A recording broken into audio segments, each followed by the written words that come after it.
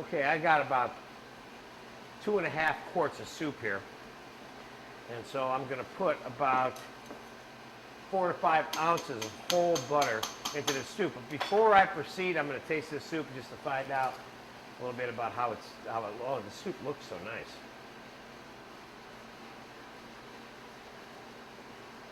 The soup is good, and it needs to be finished.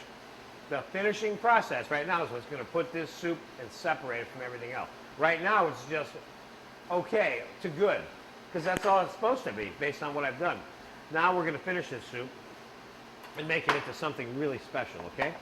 So let's start out by putting about 5 ounces of whole butter in there. And it's going to need a little bit of salt. And it's going to need some more pepper. And we're going to taste that. I think it's going to need a little bit of sugar. We're going to zap the butter in.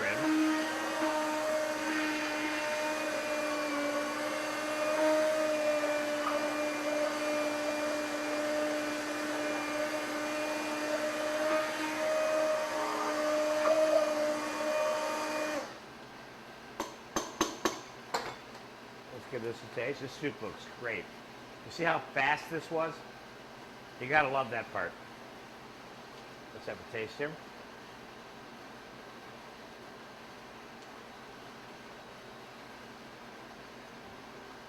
This soup is going to need more salt, more pepper. It's going to need a pinch of sugar, maybe more salt even than I put in before. And we're going to go just a smidgen more butter. We're going to zap that in there.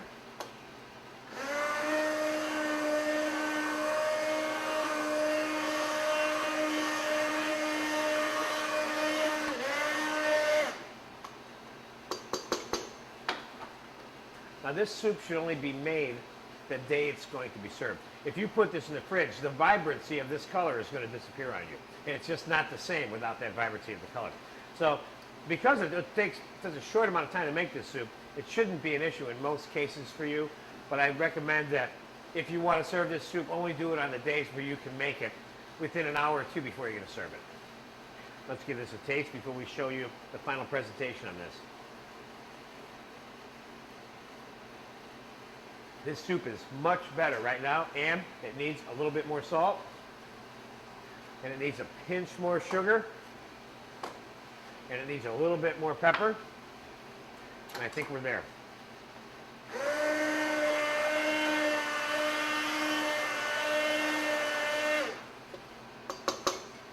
I think we're going in for the final taste on this soup right now. This process, you'll notice that I'm going through, is consistent with all of the foods made in this entire course. This lesson is a very good, typical example of tasting, seasoning, tasting, seasoning, tasting, seasoning, where you bring the product that you're making and elevate it to the point where it needs to be seasoned gradually and slowly so that you have control over that. You never put the amount of salt in here that you think belongs in here in its totality. You do it slowly so that you don't make a mistake and add too much.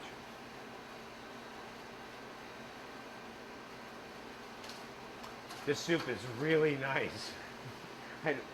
Based on what I've done, it doesn't look like it's that good. This soup is really good.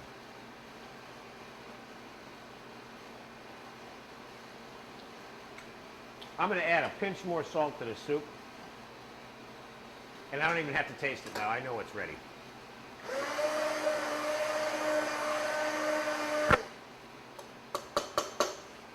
Okay, how to serve this soup. Serve it in a warm soup bowl.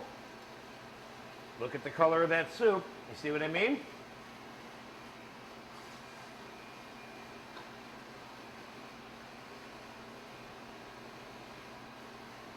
It almost looks artificial. It's so good. Now with one soup, we're going to put, because these croutons are fairly large, we'll put a single crouton over there. And we're going to put the chiffonade and chiffonade again. When there is a button that you can click on in your introductory video that teaches you how to make chiffonade of different things. But chiffonade again refers to leafy lettuces or herbs and how they're cut. And the demonstration of how they're cut is like this. Fine shreds, basically. Now, they don't have to be super fine to be considered to be chiffonade, but they should be moderately fine, okay? And this particular soup is traditionally garnished with chiffonade of lettuce, okay? So let's put some chiffonade of lettuce on that soup, and some on that soup, and let's put the round croutons on this soup. And let's put some peas in both of these soups.